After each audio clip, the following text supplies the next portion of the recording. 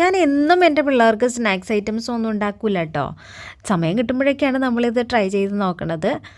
പിന്നെ ചില ദിവസങ്ങളിലൊക്കെ ഞാൻ എന്തെങ്കിലും ഡ്രിങ്ക്സൊക്കെ ആയിരിക്കും ഉണ്ടാക്കി കൊടുക്കുന്നത്. എന്നും നമ്മളിങ്ങനെ പൊരിച്ചെടുക്കുന്ന ടൈപ്പോ അല്ലെങ്കിൽ ആവി കയറ്റുന്ന ടൈപ്പോ ഒന്നും അല്ല ഉണ്ടാക്കാറ്. സ്പെഷ്യലായിട്ട് എന്തെങ്കിലും ഡ്രിങ്ക്സൊക്കെ ഞാൻ ട്രൈ ചെയ്യാറുണ്ട്. അപ്പോൾ എൻ്റെ കുട്ടികൾക്കാണെങ്കിലും ഇഷ്ടമാണ്. ഇതൊക്കെ ആകുമ്പോൾ കുറച്ചും കൂടി ഹെൽത്തിയും കൂടിയാണല്ലോ അവർക്ക്. അപ്പോൾ ഇങ്ങനെ ഞാൻ ട്രൈ ചെയ്ത് കൊടുക്കാറുണ്ട്. പ്രത്യേകിച്ച് ചൂട് സമയത്തൊക്കെ ഇതൊക്കെ ഉണ്ടാക്കി കൊടുക്കുകയാണെങ്കിൽ കുറച്ചും കൂടി നല്ലതാണ് കേട്ടോ.